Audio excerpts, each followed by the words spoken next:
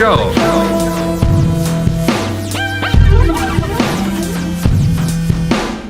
Some say that karma is a bitch. Some say that karma is a bitch. To the big show. Okay, so last week I had to travel to San Jose on business. I called about 3 hotels. They didn't have anything. Apparently there was a Macworld convention going on or something, but I did To the call a big show. hotel that had a room for me. I didn't know at the time it was a haunted hotel.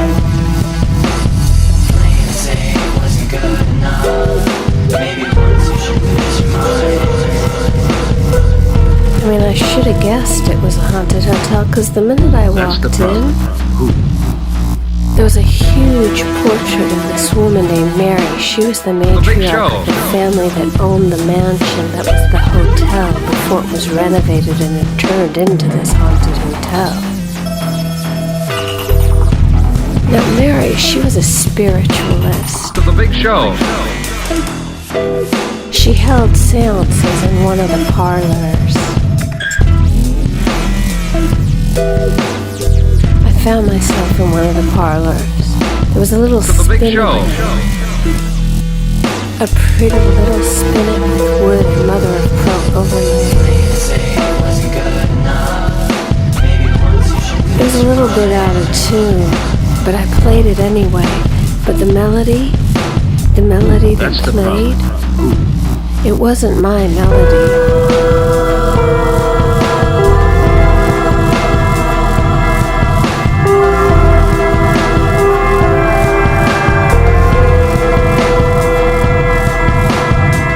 That's the problem. Peter, he works at the hotel. He told me that one night he big was show. working up on the 3rd floor. Now, nobody stays up on the 3rd floor. They don't, have rooms for guests on the 3rd floor, but they have stuff up on the 3rd floor, offices and whatnot up on the 3rd floor. To the big show. And at 10 o'clock at night, when he was there all by himself up on the 3rd floor, because the offices and stuff are closed at 10 o'clock at night, the lights went out because the lights automatically go out on the 3rd floor at 10 o'clock To the at big night show. to save energy. So Peter was up there on the 3rd floor working by himself at 10 o'clock at night. The lights go out. He's by himself, and all of a sudden on the other side of the door he hears some knocking. That's the problem. That's what Peter told me. The big show. Denise told me at 3 o'clock in the morning the phone in her room rang. Just saying. The big show. Some say that karma is a bitch. Some say that karma is a bitch. The big show. The red thread connects your fate.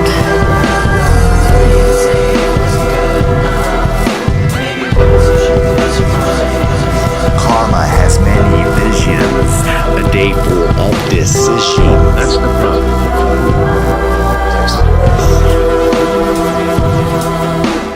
The big show.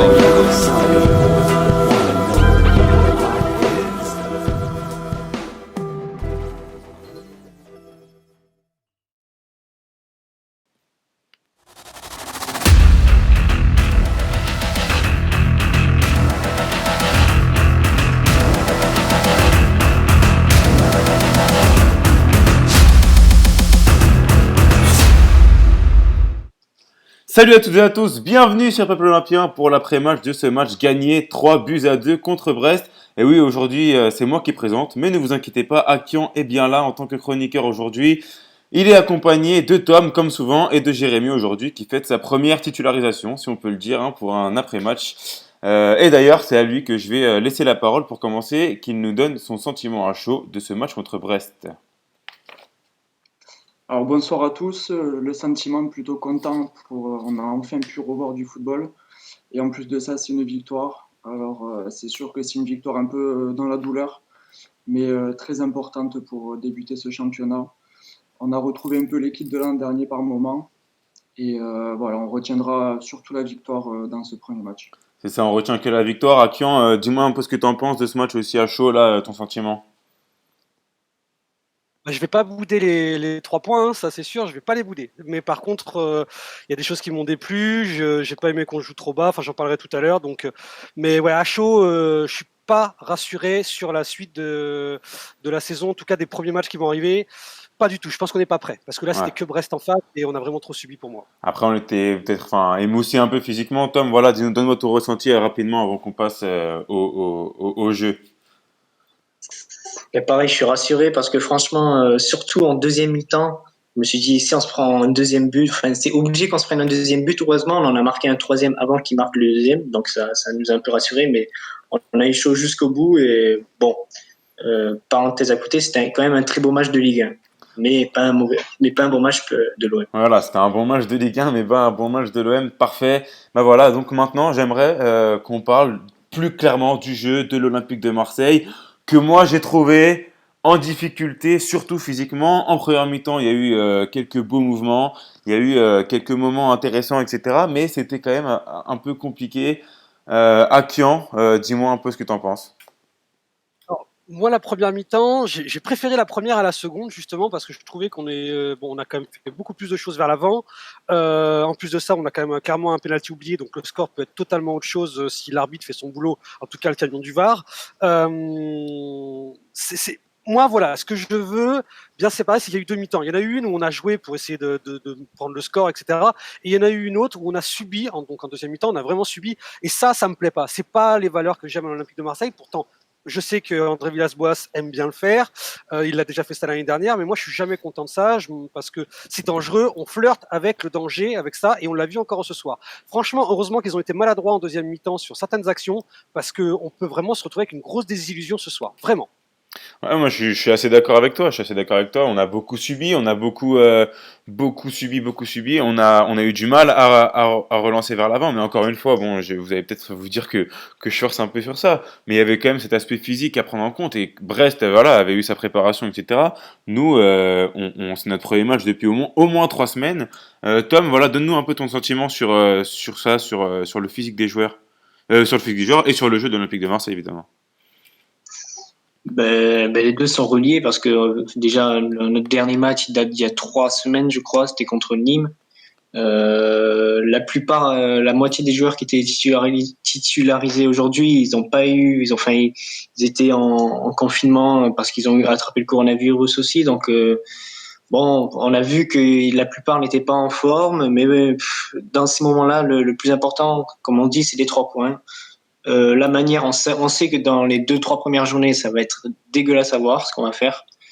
Mais Ouais, c'est sûr. l'important, ça va être de récupérer le maximum de confiance et de prendre le maximum de points. Bon, c'est une vraie phrase de Tipeee que je fais, mais bon, c'est vrai que je peux pas être plus original que ça. Après, t'as pas forcément tort, hein. Est-ce que on va reprocher aux joueurs, voilà, d'avoir gagné? L'année dernière, on a quand même gagné beaucoup de matchs de cette manière-là. Je sais pas si peut-être Jérémy, t'as envie de réagir sur ça, mais on a quand même pas mal joué comme ça l'année passée. On a beaucoup gagné comme ça. C'est aussi comme ça que l'OM est sous Villas-Boas.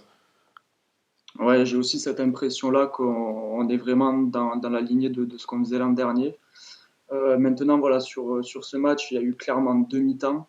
Voilà, la première où on a essayé de produire du jeu, de conserver le ballon.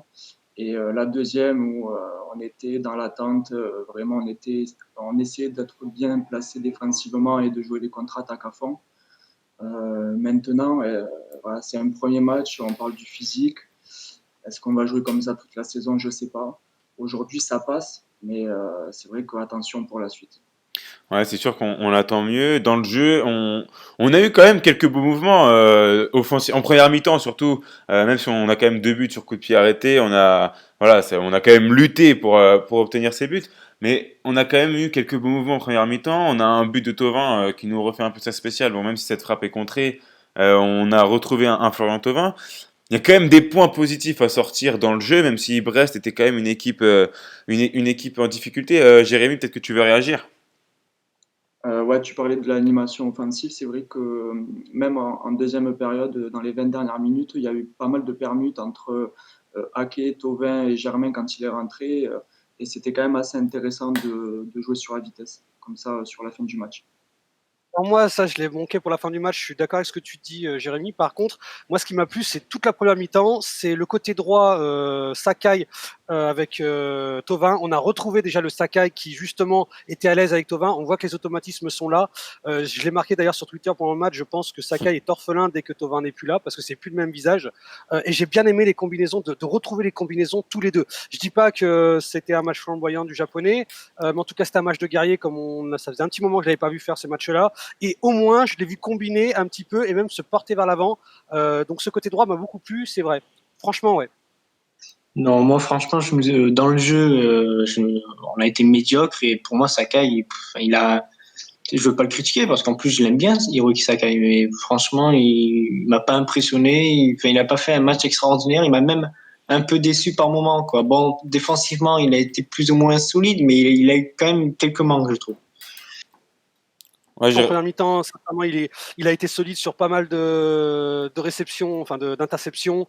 Il a été là à la course. Il a fait plusieurs allers-retours. Franchement, ouais. Sakai, il a donné. J'ai préféré un Sakai qui a réussi à contrer certains centres que, à ma vie, qui a laissé. Après, oui, voilà, on fera peut-être du cas par cas après. Je sais pas, peut-être Jérémy, je crois que tu avais envie de répondre sur Sakai. Ouais, juste pour une petite info sur Sakai, c'est vrai que sur toute la préparation, il a joué au maximum, je crois, 45 minutes. Donc c'est sûr qu'en deuxième mi-temps, il était plus en délicatesse et on l'a un peu moins vu que comparé à la première. Mais il fait quand même un match solide dans l'ensemble. Après, je crois qu'il a joué quand même un peu plus pendant la préparation, mais c'est vrai qu'il avait été un peu baladé en défense centrale, sur le côté droit, on savait pas trop où le mettre parce qu'il répondait aussi au manque qu'il y avait sur les différents postes. Moi, personnellement, je l'ai pas trouvé mauvais, Hiroki Sakai, mais bon, là, on parlait quand même du jeu plus global de l'Olympique de Marseille. Je trouve qu'il y a quand même eu quelques combinaisons, même si, voilà, on a senti beaucoup de difficultés. Mais ça me permet, voilà, d'enchaîner sur l'attitude des joueurs. Je les ai quand même trouvés très, très impliqués, moi, personnellement, les joueurs. Et je trouve que c'est très positif, surtout pour une première journée, à l'extérieur, à Brest, dans un match très compliqué, on n'a pas joué depuis longtemps. Je trouve que c'est quand même rassurant de voir que cet Olympique de Marseille est déjà impliqué. On a vu Florian Thauvin épuisé à la fin, mais il revenait quand même défendre. On a vu les milieux de terrain, bon, il y a eu quelques difficultés quand même pour revenir, mais on les a vus quand même travailler du début à la fin et ne pas lâcher jusqu'au bout. Et c'est aussi pour ça que la victoire est arrivée, je pense. Tom, si quelqu'un veut réagir, je sais pas, Tom par exemple. Ouais, bon, c'est vrai qu'on a été, les joueurs étaient impliqués, mais heureusement, j'ai envie de dire, parce que si les joueurs n'auraient pas été impliqués, on l'aurait perdu tous les jours ce match. En gros, c'est ça qui nous a un peu sauvé la vie, parce que dans le jeu, comme j'ai dit, on était médiocre. Franchement, Brest, ils ont fait un très bon match. Faut pas se le cacher. Donc, eux, ils étaient préparés physiquement, même s'ils ont fait un match, une première journée horrible à Nîmes. Mais là, contre nous, ils étaient vraiment surmotivés et heureusement qu'on leur a répondu au niveau de l'état d'esprit. Moi, je pense qu'au contraire, on aurait dû vraiment leur rentrer dedans d'emblée. On aurait dû montrer qu'on avait croque de faim. Moi, je prends pas l'excuse du on n'a pas eu une préparation entière. Alors oui, ok, il peut y avoir plein d'excuses. Mais là, ça fait 6 mois qu'ils ont pas joué au football, enfin entre guillemets, dans un match officiel. Là, putain, ils ont la possibilité de croquer dedans. Merde, tu te croques. En plus, t'as 5 changements. Bam, hein, je suis désolé, on a Brest en face, on n'est pas capable de les défoncer et de leur mettre un 4-1. Moi, ça m'inquiète pour la suite parce qu'on va Ah. chercher à chaque fois. Ça m'inquiète qu'on recule trop comme ça, qu'on subisse contre une équipe contre Brest. Et ça aurait été Monaco, Nice ou Lyon ou Paris, on subit un petit peu comme ça en défense. Je peux l'admettre. Là, t'es contre Brest, tu dois jouer dans leur surface de réparation les 3 quarts du temps minimum, mais vraiment minimum. Là, franchement, ils ont joué chez nous, les mecs. Non, c'est bon. À un moment donné, il va peut-être falloir que notre devise c'est droit au but. Hein, c'est pas on plante un bus quoi. Donc ok, il y a eu des bons mouvements, ok, il y a eu des choses, mais là à un moment donné, c'était Brest en face quoi. Oui, bon, c'est vrai que c'était Brest, c'est pas l'équipe qui fait le plus rêver en Ligue 1, mais Brest, c'est quand même une équipe, même la saison dernière, qui allait très souvent de l'avant, qui attaquait sans même regarder ce qui restait des défenseurs derrière. Et aujourd'hui, franchement, ils ont fait un très bon match. Moi, je m'y attendais un peu. Hein. Je savais très bien que Brest, ils allaient faire un bon match, mais ils ont fait encore plus que ce que je croyais. Donc, et nous qui n'étions pas préparés physiquement, ben bon, on va pas faire la fine bouche sur ce match, quoi. Je vois ce que tu veux dire. Par contre, je suis désolé. Oui, ils ont fait un bon match, mais nous, on n'a peut-être pas fait le match qu'on aurait dû faire. C'est ça que je veux dire. Je laisse la parole à d'autres. Ouais, après, voilà, c'est vrai que je trouve un peu sévère à Kian sur ton analyse. Dans l'ensemble, je pense qu'on peut quand même être satisfait de ce premier match dans l'intensité qu'on y a mis, même si voilà, on a fini par reculer, mais c'était presque logique, voilà, étant donné la physionomie du match où Brest a mis beaucoup d'intensité pour essayer de revenir au score. En plus, ils ont eu un but voilà, refusé pour hors-jeu, je crois. Donc, ils ont vraiment essayé de pousser, et puis on a quand même tenu le coup. C'est vrai que défensivement, les joueurs étaient quand même présents dans les duels. Donc voilà, il y avait quand même de la présence, même si par moment, c'est vrai qu'on était un peu en dessous de Brest, mais je ne pense pas qu'il y ait d'inquiétude à avoir de suite. Moi, je suis assez d'accord avec ce que tu dis. Les Brestois, bon, eux étaient prêts physiquement, ça se voyait. Même si la semaine dernière, voilà, ils ont pris le bouillon contre Nîmes. C'est jamais pareil, de toute façon, d'affronter Nîmes et d'affronter Marseille. Mais moi, ce que j'ai vu, c'est que les Marseillais essayaient d'être présents dans le duel, mais ils n'étaient pas prêts. Ils n'étaient pas prêts à subir l'intensité que les équipes du mi-tableau, parce que Brest, c'est pas non plus une équipe du bas de tableau. L'année dernière, ça finit entre la 10e ou 13e place du championnat. C'est quand même une équipe de mi-tableau. Je trouve quand même que face à une équipe comme ça, il fallait se battre, et c'est ce qu'ont fait les Marseillais. Ils l'ont fait avec leur manière, avec leur envie, avec leur capacité actuelle. Je rappelle que tous les joueurs n'étaient pas là, que des joueurs revenaient du Covid-19. Bon, je pense à Amavi par exemple, mais à Rongier par exemple aussi qui est rentré. Stéphane Landa, bon lui, ça compte pas dans cette action-là. Mais il y a quand même ce truc de se battre. Il y a eu quand même cette envie et cette hargne des Marseillais, même si c'était pas assez pour vraiment déranger cette équipe brestoise. Ouais, ce que tu veux dire, c'est vrai que t'as pas tort. Même d'ailleurs, Jérémy a pas tort du tout. Mais le problème, c'est que sur ce championnat-là, on n'aura pas le temps de monter en pression comme on pourra le faire d'habitude. On va dire que là, d'emblée, on a un calendrier qui le force. On doit être prêt. Le problème, c'est que j'ai vu des joueurs qui se sont défoncés. Hein. Franchement, j'ai vu des joueurs vraiment faire des bonnes choses en termes d'impact et vouloir être présent. Camara a été bon. La charnière centrale au top, même si Balerdi a fait une moins bonne deuxième mi-temps. Il a fait une excellente première mi-temps. J'ai trouvé qu'Amavi donnait de sa personne, Sakai aussi, je l'ai dit tout à l'heure. Enfin, j'ai pas trop à dire sur, on va dire, l'attitude. Ce qui m'embête plus, c'est sur l'attitude globale dans le jeu. En fait, c'était plutôt le tour d'avant. C'est qu'en fait, on a tellement joué en défense qu'en fait, on a l'impression d'avoir beaucoup trop subi pour l'adversaire qu'on avait en face, sachant que après la trêve internationale, sauf si je dis des conneries, on joue Paris. C'est Si je ça. dis pas de conneries. On joue le Paris Saint-Germain après la trêve. Voilà, je pense que si ce soir c'est limite contre Brest, qu'est-ce que ça va être contre Paris dans à peu près 10 jours. Enfin, ça va dépendre. Ouais, enfin voilà. Donc, je suis pas serein vis-à-vis de ça, mais je dis pas que ce soir j'ai pas vu des bonnes choses. Je dis juste que je m'attendais vraiment à une équipe bien meilleure sur le terrain. Plus, en fait, j'aurais voulu que l'écart sur le papier se ressente un peu plus. Voilà. Après, juste, excuse-moi Jérémy, avant que tu reprennes la parole, l'année dernière, Marseille a gagné un nombre incalculable de matchs en jouant de cette manière, en étant en difficulté, en tenant grâce à sa charnière centrale et à Steve Mandanda. Voilà, je m'attendais pas non plus à voir un OM ultra dominateur. On l'a vu même pendant les matchs amicaux. On n'a jamais été ultra dominateur, bon à part contre les D4 slovaques là où je ne sais d'où. Donc quand même, c'est une continuité du jeu de Villas-Boas, c'est du jeu de l'Olympique de Marseille. Alors est-ce que c'est positif, est-ce que c'est négatif? On verra ça à la fin de la saison sûrement. Mais voilà, il faut pas non plus croire que en un été comme ça, après le Covid, comme ça, tac, l'OM sera ultra dominateur et une équipe de possession. Là où je rejoins Akian quand même, c'est sur l'aspect tactique. Je trouve qu'au milieu de terrain, à partir, je crois, de la 30e minute, on a commencé à subir. Et je pense qu'au niveau voilà, de la construction du jeu, c'est sûr qu'on n'a pas été bon et qu'on a quand même vu mieux l'an dernier. Après, il faut que les joueurs retrouvent les automatismes. Voilà, il manquait en plus euh, quelques titulaires. Donc voilà, à voir sur les prochains matchs. Ouais, et surtout que je trouve que ce match m'a vraiment fait penser à nos premiers matchs la saison dernière. Bon, là, en peut-être pire parce que là, comme j'ai dit tout à l'heure pour la préparation, mais c'est vrai que la saison dernière aussi, nos premiers matchs, même si on avait gagné, je crois, contre Nice, on avait gagné contre Saint-Etienne, mais dans le jeu, c'était laborieux et on faisait que défendre, surtout contre Saint-Etienne, on faisait que défendre tout le match. Et on jouait sur des mélanges de contre-attaques et d'actions placées, mais c'était un peu laborieux à voir.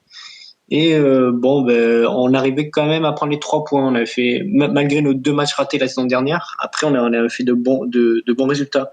Donc j'espère que ça va être pareil pour cette saison. Ouais. Après, à voir aussi si on va pas jouer comme ça toute l'année. Bon, avec nos forces et qui vont se développer effectivement, hein, avec en plus le groupe qui s'étoffe. Là, on a Pavgay qui est arrivé, on a Balerdi qui est arrivé, donc ça va aussi permettre à des joueurs de souffler et donc d'être plus prêts physiquement. Mais là, aujourd'hui, en vrai, la question que je vais vous poser, est-ce que aujourd'hui, avec tout ce qui s'est passé, avec le Covid, avec les joueurs qui ont été touchés par le Covid, ça veut dire qu'ils n'ont pas pu s'entraîner, avec tout ça, est-ce qu'on pouvait s'attendre à beaucoup mieux de la part de l'OM, surtout qu'on a gagné? C'est-à-dire, est-ce qu'on peut encore plus leur demander alors que déjà ils ont gagné et que en plus, bon, ils ont peut-être pas bien joué, mais au moins il y a les 3 points à l'arrivée. À Kian. Ben non, mais totalement, pour la simple et bonne raison, c'est qu'ils ont eu du temps pour se préparer tactiquement et que normalement, au niveau tactique, ça doit être rodé. Et je dis d'ailleurs que je dis pas que ça n'est pas le cas. C'est vrai que j'ai trouvé que tactiquement, on était plutôt en place. Mais pour moi, ça reste un jeu encore trop frileux. Et tout à l'heure, tu as dit une chose très intéressante avant que Jérémy parle.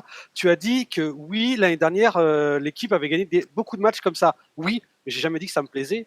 Oui, c'est bien, on gagne des matchs comme ça. Maintenant, j'aimerais bien qu'on ait une équipe un peu plus dominatrice et surtout un peu plus flamboyante au niveau offensif. Là, ce qu'ils ont fait, c'était pour moi insuffisant sur du calibre de l'Olympique de Marseille. En termes techniques, il y a eu encore eu des trop de contrôles approximatifs. On a encore Radonjic qui nous a fait Ah bon, des ça. solistes à croire que je crois qu'il ne doit pas bosser à l'entraînement ou alors il écoute pas son coach, c'est pas possible.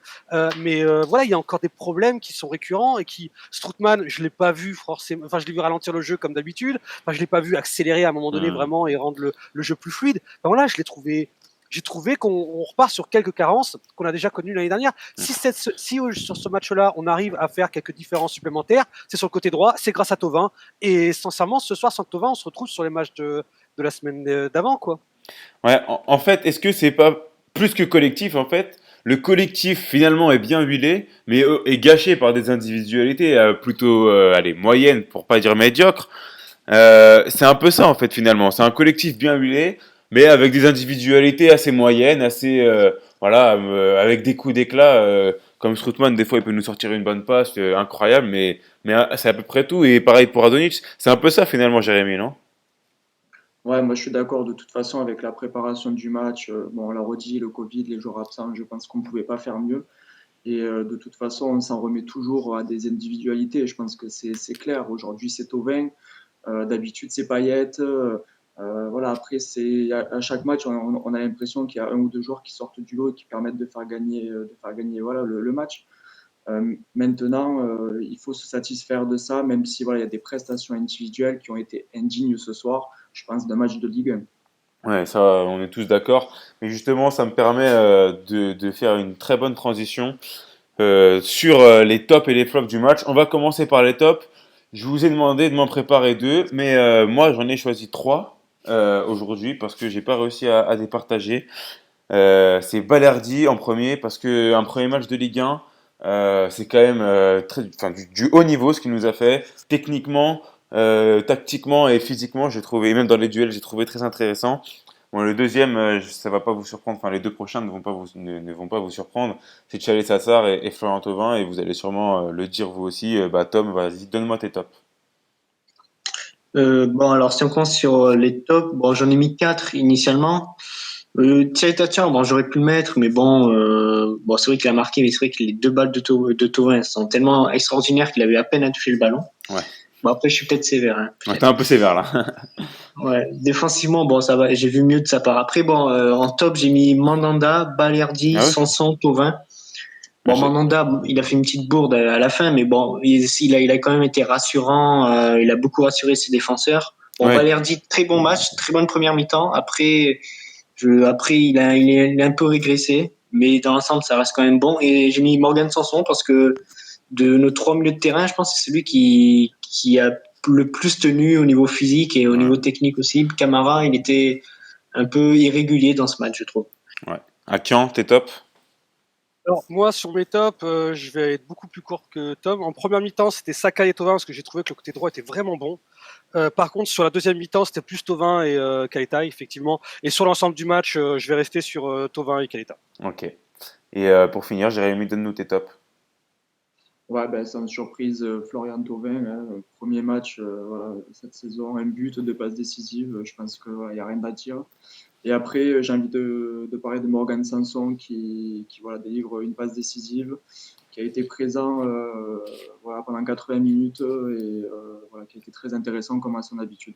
Ouais. Justement, voilà, on va parler de Morgan Sanson, on va parler de Florian Thauvin, on va parler de Chalet Tassar, parce que Florian Thauvin, pour commencer, c'est quand même son premier match titulaire depuis mai 2019. Le mec revient en Ligue 1, il fait 2 passes décisives et un but. C'est-à-dire que c'est quand même du très très haut niveau ce qu'il nous fait là. Enfin, donc, son match dans le jeu, un peu comme avant, avec à l'époque où on fait une très belle saison, c'est plutôt moyen. Mais dans l'ensemble, c'est quand même exceptionnel de nous faire 2 buts, 2 passes décisives et un but. Vas-y Tom. Non, j'allais dire un truc concernant Flotov. Déjà, ouais, c'est vrai qu'il a été très bon. Mais surtout, ça va créer un débat. Au PSG, il y a eu le penalty gate pour savoir qui tirait les penalties. Maintenant, le débat va s'ouvrir à l'OM pour savoir qui va tirer les coups francs indirects. Payet ou Thauvin, parce que Thauvin, il a sorti 2 caviars, même 3, parce que Balerdi aurait pu en mettre un but aussi. Donc, il y aura peut-être ce petit débat, peut-être des petites disputes entre Thauvin et Payet. Bon, j'espère pas. Mais c'est vrai que au niveau des coups de pied arrêtés, ça nous fait un plus extraordinaire avec Thauvin. Ouais. En fait, Tom, il n'y aura jamais de dispute entre Thauvin et Payet à ce niveau-là, je te rassure. Ils s'aiment beaucoup trop, enfin plus que les journalistes aimeraient le dire. Oula. Donc ça les fait d'ailleurs qu'ils s'apprécient. Mais une chose est certaine, c'est que moi j'ai déjà eu ce débat sur Thauvin récemment avec un tweetos, et ça m'a fait rire parce que pour lui c'était Thauvin, quand est-ce qu'il avait fait une bonne saison dernièrement, etc. Et là, je suis désolé de le dire, mais faut se rappeler quand même que Thauvin, avant son année blanche, c'était le meilleur Olympien. 2 années de suite consécutives, avec plusieurs buts, plusieurs passes D à son actif. Et là, comme par hasard, il revient, et il reprouve qu'il est indispensable à cet effectif. Ceux qui l'avaient oublié l'année dernière parce qu'ils ne l'ont pas vu, voilà, ils en ont une démonstration ce soir, et ils en auront une démonstration s'il fait toute la saison, c'est sûr et certain. Certain. C'est clair que si aujourd'hui là il y a des gens qui avaient des doutes sur le niveau de Florian Thauvin ainsi que sa valeur, je pense que là il les a remis largement à sa place. Et on ne peut que espérer qu'il tienne toute la saison comme ça et que Dimitri Payet soit voilà, dans les mêmes lancers au niveau des performances. Et franchement, on pourra être vraiment performant sur les 2 tableaux. Voilà, c'est ça. L'année dernière, on n'avait que Payet qui est arrivé à offensivement être vraiment dangereux. Bon, j'exagère un petit peu le truc, mais c'était quand même le jeu penchait beaucoup à gauche et à droite. Bon, c'était soit Bounassar, soit Valère Germain qui était vraiment en difficulté offensivement. Et là, cette année, on se dit, voilà, il y a Payet à gauche, il y a Thauvin à droite, il y a Sanson au milieu de terrain. On sait que ça peut venir d'un peu partout et on va quand même devenir de plus en plus dangereux un peu de tous les côtés. Et ça va nous rendre un peu plus imprévisibles, ça va nous rendre beaucoup plus difficile à jouer et à appréhender, je pense. Akian, vas-y. Si tout le monde, si on arrive à avoir l'effectif complet à un moment donné de la compétition, oui. Si on n'arrive pas à avoir notre effectif au complet, ça va être compliqué parce qu'on n'a pas une profondeur de banc qui permet justement d'avoir de la qualité qui rentre à chaque fois. En tout cas, on le voit bien qu'il y a une différence qualité technique entre Payet et Radonjic. C'est évident. C'est pas le même jeu, mais en tout cas, une chose est sûre, c'est qu'on voit que l'intelligence dans le jeu en groupe, c'est pas du tout le même. Il y en a un qui va savoir faire jouer ses coéquipiers et un autre qui va vouloir sprinter. Mais et c'est un peu Twitter ce que je dis, mais globalement, c'est un peu ce qui s'est passé ce soir. Ouais, Donc après, oui, je suis d'accord avec toi. Si jamais on arrive à récupérer le groupe complet de l'Olympique de Marseille à un moment donné dans la saison, et ça a l'air compliqué entre le Covid, entre les blessures, les futurs cartons rouges qu'on va se taper, vu que les arbitres ont déjà décidé de dégainer, ça va être compliqué. voilà, après, bon, c'est vrai que je disais ça en soi. Si on a l'équipe au complet, effectivement, on va devenir dangereux de tous les côtés et on pourra être offensivement beaucoup plus dangereux. Bon, maintenant, j'aimerais qu'on parle aussi du match. On va parler que de ces 2 joueurs, hein, Thauvin et Chalet Tassar. Parce que Chalet Tassar, voilà, c'est défensivement, je l'ai trouvé extrêmement solide. Personnellement, en tout cas, je l'ai trouvé très solide. Mais surtout, le mec marque 2 buts. C'est-à-dire que, bon, c'est très rare des défenseurs qui marquent sur un match, ça peut arriver. Mais des défenseurs qui marquent des doublés sur un match, c'est quand même très très rare. Et son premier but, son premier geste, là, ce petit plat du pied gauche, est quand même extrêmement réussi. Vas-y, Akian. Je trouve qu'il fait un bon match dans son ensemble. En plus, il a voulu apporter effectivement sur les coups de pied arrêtés. Il a été très solide, que ça soit défensivement ou offensivement. J'ai pas trop grand chose à dire là-dessus. En tout cas, c'est vraiment un joueur que j'attendais en confirmation cette saison. J'espère qu'il va rester à l'Olympique de Marseille pour qu'il confirme aussi avec les matchs de Ligue des Champions. C'est ça. C'est peut-être un joueur sur lequel on pourra faire une belle plus-value à long terme, alors que quand il est arrivé, je sais qu'il a été un peu critiqué. Et pourtant, depuis la fin de l'année dernière et j'espère cette année, franchement, je pense que c'est un mec qui va mettre les pendules à l'heure aussi. Très bon. Ouais, c'est clair que de toute façon, c'est le titulaire en défense. En plus de ses deux buts, défensivement, il n'a rien lâché. Je suis même pas sûr qu'il perde un duel dans le match aujourd'hui. Donc c'est quand même dire la qualité qu'il dégage. Et c'est clair que pour cette saison, il va falloir qu'on soit solide défensivement avec la répétition des matchs. Et heureusement qu'il sera là. C'est sûr, et heureusement qu'il sera là parce que c'est possible d'avoir des flops un peu comme aujourd'hui, et c'est à là que je viens. Tom, est-ce que tu peux nous donner tes deux flops du match? Alors là, ben, c'est pareil, j'en ai mis plus parce que, bon, allez, on va dire, il y en a deux flops, mais qui ont quand même été, allez, moins ridicules que les autres. C'est à ma vie Sakai, moi je les ai trouvés décevants. Voilà. Hmm. Mais après, il y en a trois vraiment qui sortent du lot, surtout Strootman. Bon, Strootman, pareil, lui, il lui faut 2 mois pour se préparer, et là, il a eu une coupure, j'imagine, vu qu'ils sont pas entraînés normalement. Benedetto aussi un peu décevant, il a raté une grosse occasion, et même dans le jeu, bon, il a été comme un Benedetto habituel, quoi. Il a pas trop évolué là-dessus. Et évidemment, le roi des flops, Radjonic, qui a tout raté tout simplement. Il a tout raté, sauf une passe pour Thauvin qui était belle à un moment sur une 2, mais sinon à part ça, il a tout raté. C'est sûr, il n'a pas été en bonne position dans ce match, Radonjic, donc évidemment c'est mon premier flop. Mon deuxième flop, bah moi finalement c'est Jordan Amavi, et évidemment je prends Kevin Strootman aussi, mais j'en parlerai après. Jordan Amavi, il est impliqué, je crois, sur les deux buts, ils viennent de son côté, et sa nonchalance sur le deuxième but brestois, c'est incroyable, c'est extraordinaire d'être comme ça. C'est-à-dire que le mec, il reste à 2 mètres de son attaquant, et en plus de ça, il essaye de mettre la main pour défendre. C'est-à-dire que le mec a même pas essayé de défendre, à part en mettant la main. Ensuite, pour Kevin Strootman, ouais, j'ai trouvé vraiment physiquement à la ramasse, une lenteur. La semaine dernière, j'avais dit que je l'avais trouvé bon en préparation, que de le mettre en 8, c'était bien, ça allait l'arranger. Puis finalement, voilà, en fait, je suis encore déçu. Une nouvelle fois, je suis déçu. Et voilà, bon, je suis très très déçu. Bon, Radonjic, j'ai pas besoin d'en dire plus. Akian, si tu veux nous donner tes flops. Moi, ça va être très rapide en fait, justement. Moi, c'est Strout et Rado, il n'y a aucun problème là-dessus. Bien qu'en deuxième mi-temps, c'était plus Rado et Pipa, parce que Pipa m'a gonflé en deuxième mi-temps, mais globalement, Radonic et Strootman, je suis entièrement d'accord. D'ailleurs, AVB s'en est rendu compte pour Radonic, il l'a Ouais. changé très rapidement, enfin, un peu trop tard Un à peu mon trop goût. tard, ouais, un peu trop tard, On est effectivement. plusieurs à l'avoir trouvé. Mais je vais. AVB, c'est pour tout à l'heure, donc je vais garder mes cartouches pour tout à l'heure. Mais bon, Radonjic, voilà, les sprints tout seul, sans penser aux coéquipiers, ça me gonfle. Alors qu'il est capable de le faire, c'est ça qui m'énerve. Il est très très bon quand il joue avec les autres. Et là, en fait, il a voulu se compliquer la vie. Et en fait, j'ai l'impression, ça va être insultant ce que je vais dire, ça va être tellement insultant. J'ai l'impression de voir NG sur le terrain. Ah oui. Stop! À un moment donné, les gars, levez la tête, vous êtes à 11 sur le terrain, moins le gardien, 10. C'est bon, vous allez vous en sortir. Lève la tête, joue avec tes copains, ça devrait bien se passer. Concernant Strootman, il ralentit beaucoup trop le jeu à mon goût. À un moment donné, il pouvait porter vers l'avant, il pouvait faire 2-3 mètres, faire une petite passe en coupant les lignes. En fait, il a préféré faire un râteau vers l'arrière, faire une passe à l'arrière, ça m'a gonflé. C'était pas une passe utile parce qu'il avait vraiment une fraction de seconde avant pour faire totalement autre chose. Et en fait, c'était à l'image de ce que j'ai vu de lui ce soir. Et c'est trop lent, trop lent, trop lent. Je veux plus de mouvement, plus de. D'ailleurs, j'aimerais que ce soit pareil pour tout le monde.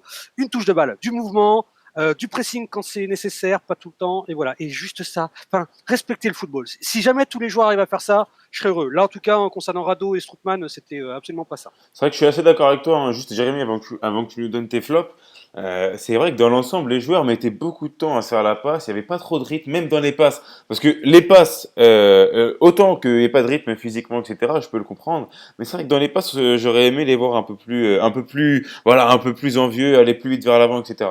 Vas-y, Jérémy, donne-nous tes flops. Ouais, bah, écoutez, pour les flops, je vous suis totalement sur Radonjic. Je pense que j'ai rien à rajouter de ce qu'a dit Akian, tellement c'était lamentable à un certain moment. Il est sorti même trop tard à mon goût. Et ensuite, c'est Benedetto que tu parlais de nonchalance tout à l'heure, mais pour moi, c'est lui le premier fautif sur le premier but qu'on encaisse. Voilà, c'est une attitude nonchalante où il perd le ballon facilement, il va même pas au duel. Et voilà, après, dans le jeu, bon, c'est toujours difficile dans les matchs comme ça serrés pour le trouver, même s'il a été très bon au niveau de la tête, mais sinon, j'ai trouvé un peu absent. Ouais, c'est vrai. Et juste au niveau des flops, bon, je voulais pas parler de l'arbitrage, je vais quand même dire un petit mot sur le penalty non sifflé, etc. Voilà, c'est quand même, c'est quand même incroyable que des mecs qui regardent la VAR dans le bus et ne nous donnent pas de penalty après la main que le Brestois a fait. Mais la deuxième chose que je voulais dire, c'est Magnetti, le tacle qu'il fait sur Marley Ake, qui est pas sanctionné en plus d'un carton rouge, donc on revient à l'arbitrage.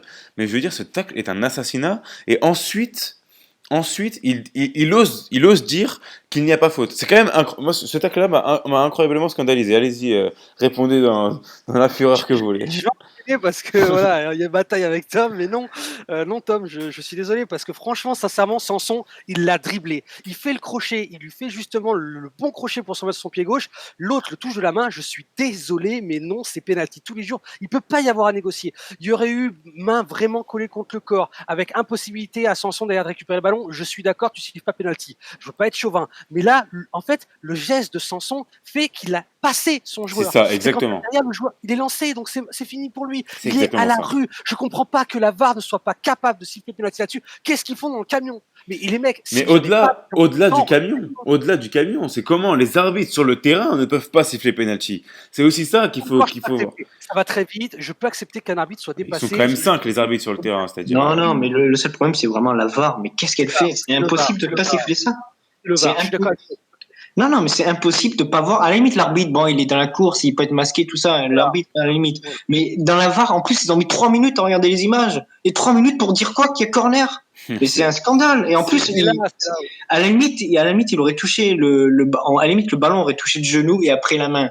Bon, à la limite, il aurait pas fait exprès, mais là, il a vraiment la main décollée et il empêche le centre d'arriver. Et en plus de ça, après la VAR pour le premier but de Tchaitatchar, pareil, 3 minutes pour valider un but alors qu'on voyait clairement Voilà. qu'il était pas hors jeu et que Il Benedetto est ne jouait pas- même pas le ballon. Voilà. Pareil, c'est quoi? Qu'est-ce qu'ils font? Ils jouent à la Nintendo à la VAR? Ouais, je pense. Mais c'est exactement ce que je voulais dire. C'est pour résumer l'arbitrage, il suffit juste de regarder le but de Cahet Tatsar où ils mettent une demi-heure à décider qu'il y a but alors que le hors-jeu, c'est évident qu'il n'y a aucun hors-jeu. Voilà, juste avec cette action, on peut résumer totalement l'arbitrage du match. C'est vrai que des fois, on se demande quand même comment nous, on peut voir si vite qu'il y a main, si vite qu'il n'y a pas hors-jeu, et le temps qu'ils mettent à prendre leurs décisions, c'est quand même incroyable. Moi, c'est vrai que Pas Sam, hein. Ça me dépasse, sincèrement. moi, Vraiment. ça me dépasse Pas. vraiment aussi, et franchement, parce que autant la VAR, je suis vraiment un pro VAR, j'adore cette invention. Mais alors, le temps qu'ils prennent en Ligue 1, parce que c'est qu'en Ligue 1 hein, que ça met autant de temps. Hein. Enfin, en tout cas, en Allemagne et en Angleterre, ça ne prend pas autant de temps. Je suis abasourdi du temps qu'ils mettent pour regarder une main, pour regarder un hors-jeu. C'est-à-dire que Chalet Assar, au moment du départ du ballon, il est même pas sur la même ligne que le défenseur, il est derrière le défenseur. Donc, c'est-à-dire qu'il n'y a même pas à regarder 3 minutes. C'est-à-dire que là, ça va très très vite. Vas-y, Tom, réagis. Moi, je pense que, en fait, je sais pas, mais en vrai, je me pose vraiment la question, qu'est-ce qu'ils font dans le camion? Alors, est-ce qu'ils connaissent pas les règles? Parce que pour moi, c'est la seule solution. Ils connaissent pas les règles, ils sont en train de lire le règlement comme ça. Ah, qu'est-ce que ça fait s'ils touchent la main, le ballon comme ça, tout ça? Soit ils connaissent pas les règles, ou soit ils font autre chose. Mais c'est pas possible Non. parce que là, tout le monde l'a vu. Même ceux qui ne sont pas objectifs, j'ai vu des journalistes qui sont jamais objectifs sur l'OM, ils ont dit, c'est un scandale qu'il n'y ait pas penalty, pour l'OM à ce moment-là. C'est scandaleux sur le penalty, mais là, je rejoins Jérémy surtout, aussi, c'est sur la lenteur de la décision du but de Douillet. C'est impossible de mettre autant de temps. Enfin, en fait, franchement, c'est même plus au-delà de qu'est-ce qu'ils font dans le camion. C'est qui est dans le camion. C'est ça que je me pose comme question. C'est qui y est? Parce qu'en fait, faut pas oublier une chose, c'est qu'avant le VAR, en France, on a quand même des arbitres pathétiques. C'est-à-dire d'un niveau tellement faible, C'est vrai. mais vraiment faible en termes de niveau. Mais si ces mêmes arbitres, avec la même formation d'arbitres qu'avant, qui sont dans les camions, ils seront pas meilleurs dans les camions qu'ils ne l'étaient sur le terrain, faut pas croire. Parce que, mec, le temps qu'ils ont mis par rapport aux images que nous on a vues et le temps de retransmission qu'a eu l'arbitre pour dire c'est bon, le but, il y a but, c'est une honte. Sincèrement, ça, nous on a vu un ralenti, tu vois juste un ralenti, t'as le trait qui te dit c'est bon, il n'y a pas hors jeu, surtout qu'eux ils ont une technologie que nous on n'a pas, eux ils ont le trait, hein, donc ils ont le truc que nous on n'a même pas parce que ils nous le mettent même plus à la télé ça. Donc du coup eux tout de suite ils savent qu'il n'y a pas hors jeu. Donc qu'est-ce qu'ils essayent de chercher? Moi je pense qu'ils essayent de chercher des raisons d'annuler un but. Je sais pas, je veux pas faire le Conspirationniste. à un moment donné, je me pose vraiment de grosses questions parce que là, c'est plus de la compétence. Là, c'est vraiment de la fainéantise ou alors l'envie de nuire à l'Olympique de Marseille. C'est vrai Comme que pour un penalty ou comme le tacle sur Ake, effectivement, il s'était fait Ah ouais. découper. Non, mais C'est pas la première le- fois, c'est carton rouge tous les jours là. le Il tacle, est c'est. toujours découpé en plus, c'est ça le pire. À tous les matchs, il se fait découper. C'est Ake. vrai. Bon, en dehors de ça, que Haki se fait découper à tous les matchs, ce tacle est un assassinat. Et le mec, non mais quand même, j'ai noté son nom parce que j'en avais gros sur la patate au moment de ce tacle. Magnetti se relève après un assassinat et dit il n'y a pas faute. C'est-à-dire qu'il demande, c'est incroyable de faire ça. Et je comprends même pas qu'un mec ne lui mette même pas, que l'arbitre ne lui mette même pas de carton rouge. Bon, en tout cas, on a fini sur les top et flop. On va passer à André Villas-Boas. On va parler de son match parce que le temps passe. Et oui, les amis, déjà 40 minutes qu'on est ensemble. On va passer à Villas-Boas et je vais commencer par demander à Akion ce que tu as pensé de Villas-Boas, top ou flop? Dans l'ensemble, je l'ai trouvé bon parce qu'il a fait les changements qu'on attendait finalement. Moi, ce qui m'embête avec André Villas-Boas aujourd'hui, et c'était le même problème que j'avais souvent avec Mitchell, un ancien entraîneur, et à moindre mesure avec Garcia, c'est que c'est un mec qui en fait réagit 5 minutes, voire plus, après les supporters, que ce soit même après les supporters d'une personne devant sa télé ou devant son écran, ou même sur les réseaux sociaux. J'ai vu un nombre même d'ailleurs dans notre conversation individuelle à nous, alors peut-être que lui, il voit pas le match comme nous, forcément il est pas à la télé, etc. Mais à un moment donné, tu vois que Radonjic il est en difficulté, il faut le changer 5 minutes plus tôt. Tu vois que ton milieu, il est en train de prendre l'air. C'est-à-dire qu'en fait, Strootman, il doit sortir, mais au moins 5 minutes avant, largement. Et c'était une très bonne idée ce qu'il a fait. Enfin, je regrette pas ce qu'il a fait, ses choix. Mais bon, je vais laisser les autres argumenter. Mais moi, ce qui m'embête avec Villas-Boas, c'est que j'ai l'impression qu'il est un peu pas dans le tempo au niveau de ses changements. Alors, c'est peut-être parce que nous, on a la télé, c'est plus facile. Mais bon, on est quand même des dizaines, voire sûrement des centaines à s'en rendre compte. Donc, je comprends pas que lui, au bord du terrain, spécialiste et professionnel qu'il est, avec bien plus de compétences que nous, d'ailleurs nous tous réunis ou quoi que ce soit, je comprends pas qu'il réagisse pas plus vite, c'est tout. Alors déjà, pour le coach, au niveau de sa composition, je pense qu'il y avait pas d'erreur du tout. On se posait beaucoup la question sur le niveau de Balerdi. Ben, je pense il a démontré quand même qu'il a été au niveau du match sur ce match. Concernant les remplacements pendant le match, c'est clair que entièrement d'accord avec Akian. C'est vrai que le temps de réaction pour sortir les joueurs en difficulté, pour essayer de redynamiser un petit peu l'équipe, voilà, c'est tout le temps 5 minutes trop tard. Mais bon, après, peut-être qu'on n'a pas toutes les données sur les joueurs qui rentrent et la fraîcheur physique qu'ils peuvent avoir. Moi, ce que j'aurais plutôt à lui reprocher, c'est l'aspect tactique de cette deuxième mi-temps où vraiment les consignes, c'était on balance devant, c'était on défend et puis après on balance les contre-attaques. Voilà, c'est plutôt ça que je lui reprocherais sur ce match. Ouais, bon après c'est à qui en bon je comprends parce que c'est vrai que quand on est devant la télé, on est en train de rager, etc. Mais bon, d'un autre côté, lui, il a ce devoir aussi de rester calme, de toujours anticiper les choses, Villas-Boas.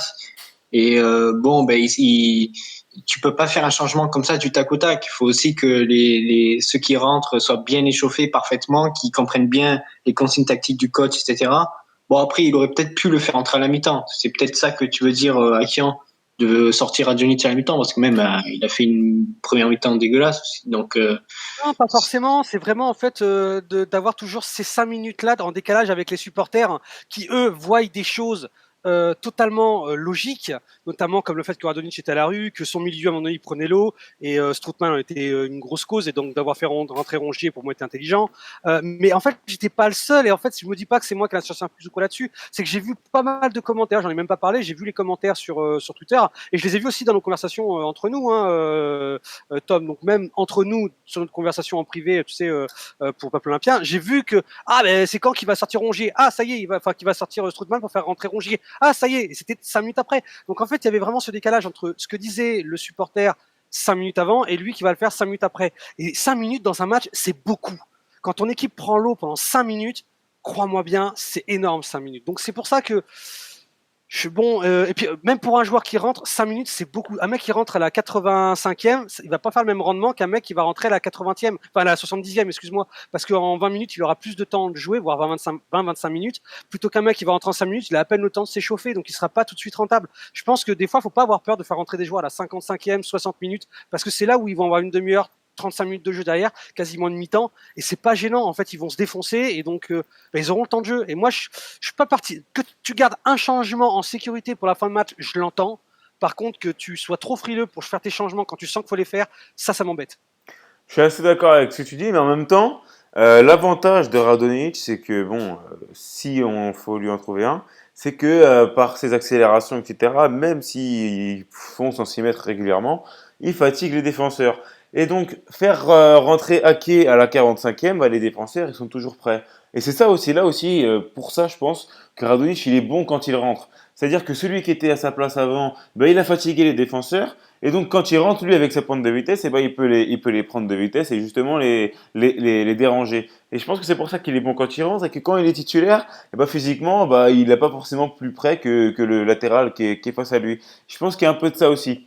Après, ce qui a été assez significatif dans les changements de Villas-Boas, c'est qu'on voulait tous qu'ils sortent à un moment, les deux joueurs, et qu'ils sont sortis juste après avoir fait une grosse erreur. Radonjic, il fait son raid solitaire là où il fait 3 crochets de trop avant de partir en 6 mètres.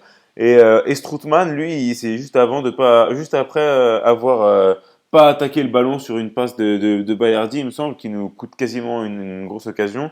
Je pense que c'est un peu ça aussi qui nous a coûté cher. Pour Villas-Boas, vas-y Akian, si tu veux, vas-y, réagis. Sûrement.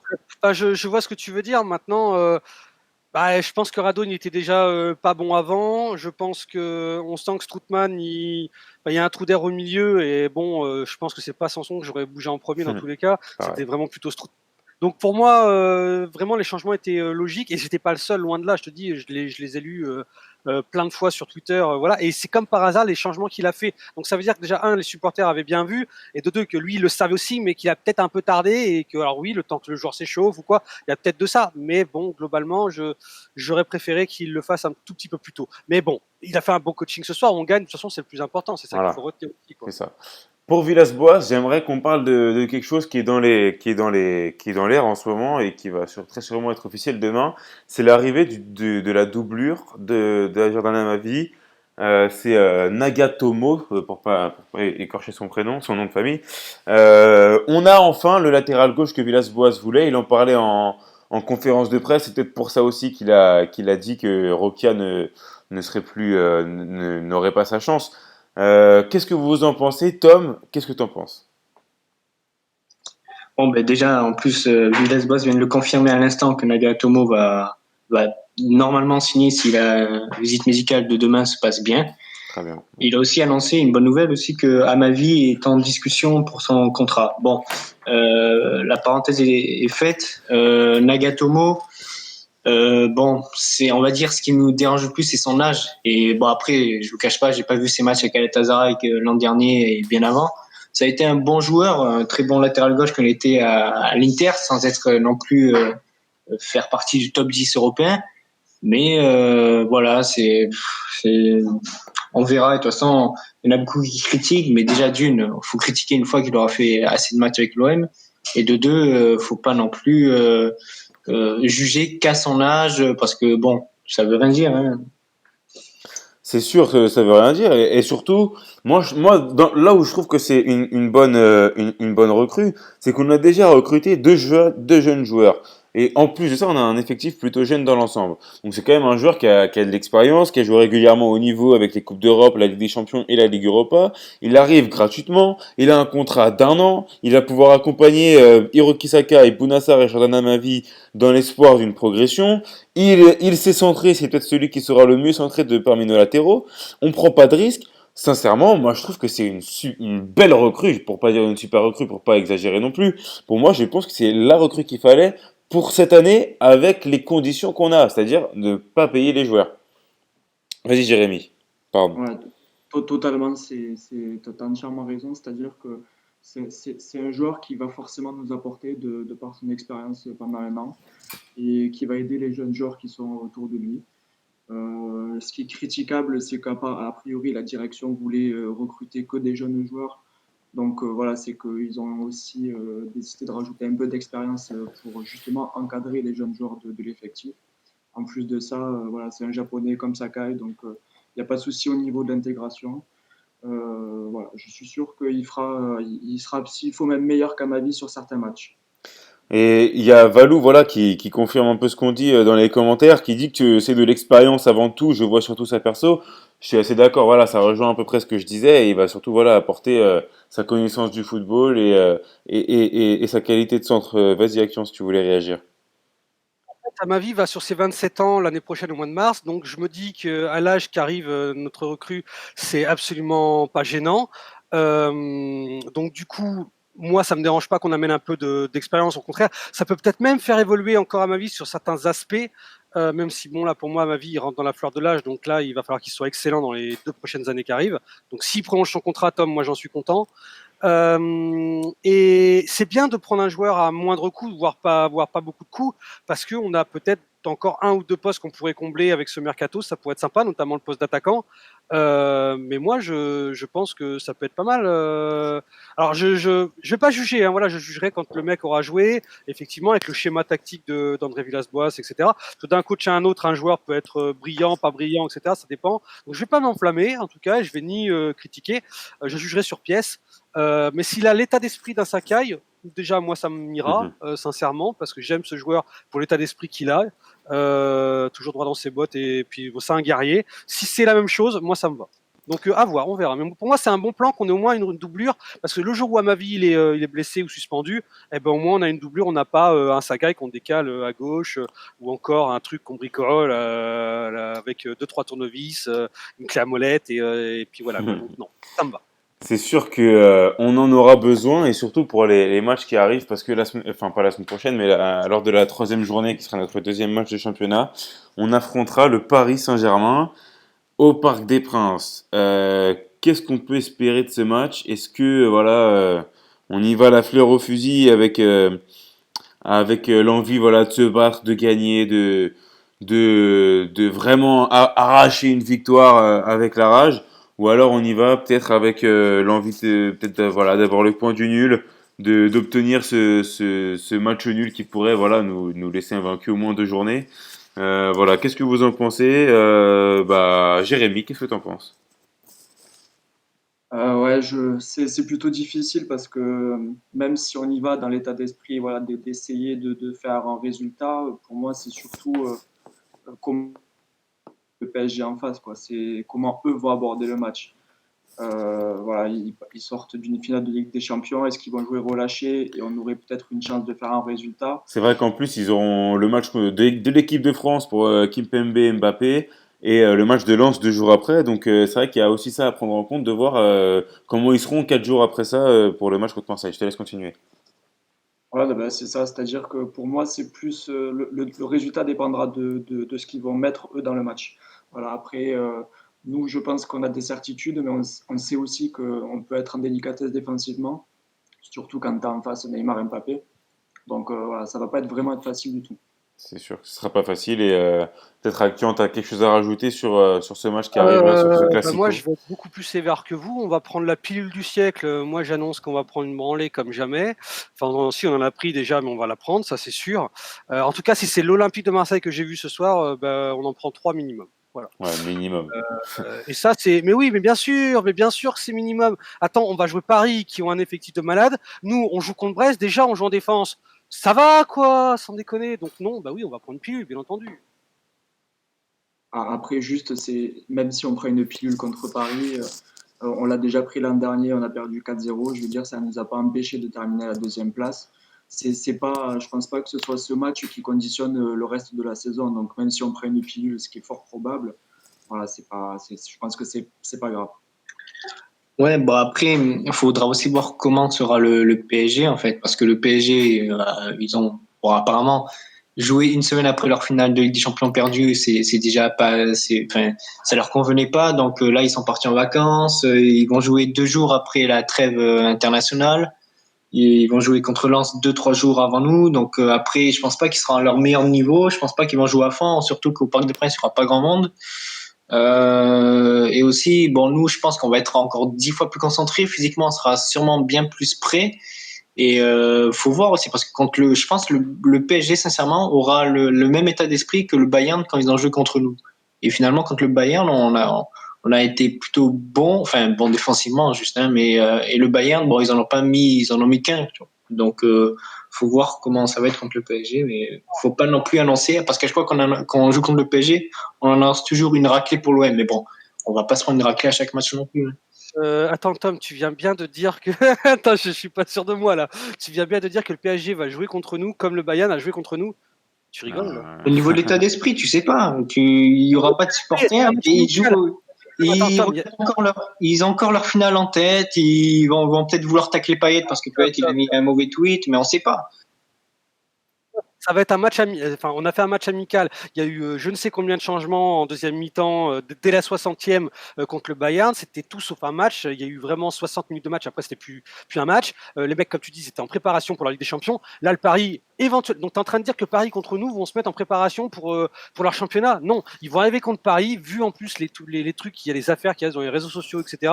Je peux te dire que là, Paris, ils ont qu'une envie, c'est d'en mettre 4-5 tranquille à l'OM, de bien leur fermer leur gueule. Et voilà ce qu'ils ont envie. Parce que tous ceux qui te disent que Paris en a rien à foutre de Marseille, c'est faux. Tu peux leur dire tout ce que tu veux. Le tweet de Payet, il leur a bien foutu les boules. Eh ben, écoute, tant mieux. Mais en tout cas, ils vont arriver chez nous. Enfin, ils vont arriver. Ils vont bien nous défoncer. Par Oui, contre, mais ça peut les faire déjouer. ça peut les faire déjouer. Mais par contre, si jamais nous, on arrive à se comporter comme des bonhommes et à jouer correctement, même si tu perds, moi, je m'en fous. C'est ça, de perdre. c'est ça. Je m'en fous de perdre. Mais que tu perdes comme un bonhomme. Par contre, si tu perds à jouer derrière parce que tu préfères jouer pas loin de tes 18 mètres, ça me plaît pas. Par contre, si tu perds en essayant d'aller tenter de marquer, de faire des décalages, de faire des choses, etc., ça me dérange pas de perdre 2-1, 3-1 parce qu'à un moment donné tu t'es fait contrer, parce que tu as voulu revenir au score, etc. Ça me dérangera pas. Voilà, je te laisse répondre, mais sincèrement, je veux qu'on fasse un match de bonhomme contre Paris. Après le résultat, on verra. Mais au moins qu'on fasse un match de bonhomme. Ouais, mais ce que tu viens de dire, tu viens de décrire exactement la tactique qu'avait faite Villas-Boas l'an dernier au Parc des Princes. C'est-à-dire, on joue vers l'avant, on n'a pas peur, on s'en fout. Et au final, on s'en prend 4 en une mi-temps, dont 3 contre-attaques de Kylian Mbappé. Donc au final, vaut mieux défendre contre le PSG. Et ça, Villas-Boas, il a bien compris que essayer d'attaquer, parce qu'en plus, en attaquant, on marque pas. On n'avait pas réussi à marquer. Et derrière, à chaque contre-attaque, c'était but. Surtout avec si Mbappé est en forme. Après, Tu peux faire les deux. je suis assez d'accord avec Tom. Hein. Je suis assez d'accord avec Tom quand même. L'année dernière, on est allé au Parc des Princes, on a essayé de presser haut, on a eu nos occasions, etc. Puis au final, on se voit qu'on se prend des contrôles orientés de Keylor Navas qui fait des relances vers Marquinhos, etc. Enfin, tout va trop vite là-bas. Peut-être que de faire un match de guerrier en étant des contre-attaquants qui se projettent vite vers l'avant, ça peut aussi nous aider. Enfin, Ouais, mais moi, j'avoue, c'est exactement ce que dit Chris Kobe sur le chat. Voilà, ok, que tu me dises par contre tu fais un match défensif, enfin tu défends bloc haut, hein, pas trop bloc bas non plus, enfin je veux dire bloc haut, bloc médian, au pire si tu préfères. Tu défends, tu fais du bon pressing, tu vas comme un guerrier, tu mets vraiment tu laisses ton corps sur la pelouse et derrière tu fais des contre-attaques de malade, fulgurantes. Ça me plaît. Par contre, si c'est juste défendre pour dire on va subir pendant tout le match, on va faire les faibles pendant tout le match, non. Je veux derrière qu'il y a un plan de jeu, c'est-à-dire voilà comme le dit Chris Kobe, on défend, on joue un bloc médian, on fait du pressing, direct dès qu'on a la balle, boum, on envoie. Là d'accord, là ça m'intéresse. Je suis assez d'accord avec toi, exactement. Voilà, c'est ça. L'idée, c'est d'être solide en défense. Après, il y a un élément à prendre en compte par rapport à l'année dernière, c'est que l'année dernière, on a joué le PSG avant notre grande série et notre moment où on était très en confiance, etc. Là, on va peut-être les prendre dans un moment où voilà, bon, on n'a pas perdu depuis très longtemps. On a fait une défaite contre Nantes en Ligue 1. C'était il y a longtemps, hein, mais c'était notre seule défaite depuis novembre, il me semble, hein, depuis justement ce match contre le Paris Saint-Germain. Donc, il y a peut-être quelque chose à faire aussi là-dessus, c'est-à-dire que la confiance, elle sera aussi de notre côté, même si bon voilà, l'équipe en face est largement supérieure. Mais il y a cet aspect à prendre en compte aussi. Je pense que ça peut nous empêcher d'en prendre 4. Vas-y, Tom. Non, là, ce que tu dis, bon, j'y crois pas trop, mais après, pour revenir à la tactique, après, il faut pas oublier que le PSG, ils sont tellement plus forts que nous, que finalement, on n'a pas trop de choix. C'est soit on attaque, on se pose pas de questions, soit on défend, mais au risque de jamais ressortir. On peut pas décider de choses. Finalement, tout dépendra de leur niveau, de leur état d'esprit, etc. Parce que, bon, chaque équipe qui défend, ils ont toujours espoir de jouer en contre-attaque derrière. Ouais, Mais vrai. après, encore faut-il que le PSG nous le permette, parce que des fois, si vraiment ils sont à leur meilleur niveau, le PSG, on ne pourra jamais sortir de notre ligne médiane. C'est sûr que voilà, il va falloir être très très solide et que nos milieux de terrain travaillent énormément, que notre équipe soit prête physiquement. Et c'est aussi ça qui devrait être important dans ce match-là. Si personne ne veut réagir à ça, est-ce que quelqu'un veut réagir à ça? Ah, on verra le match, mais Voilà. ça va être, de toute façon c'est pas le match qui va définir notre année, on le sait, donc. Voilà, c'est ça. Une défaite contre Paris ne nous conditionnera pas au podium et c'est Non, aussi non, pour non. ça que c'est important de voilà, juste aller là-bas et faire au moins bonne figure et voilà. En tout cas, merci à tous de nous avoir suivis pour cet après-match de Marseille-Brest. On a quand même gagné malgré pas mal de points négatifs qu'on a mis en exergue ce soir. C'était un plaisir voilà de débriefer avec vous, avec Akian, avec Jérémy, avec Tom. Si vous voulez nous soutenir, rendez-vous sur notre page Utip sur Peuple Olympien. Même vous pouvez y avoir accès depuis notre site sur la droite de la page sur le lien Utip où vous pouvez voilà nous faire des dons simples ou des dons mensuels. Voilà, vous êtes notre seule source de revenus. Donc voilà, si vous voulez nous aider, c'est avec un énorme plaisir que qu'on acceptera. Merci à tous, à bientôt, au revoir. Au revoir, la team, allez l'OM. Allez l'OM. Allez l'OM.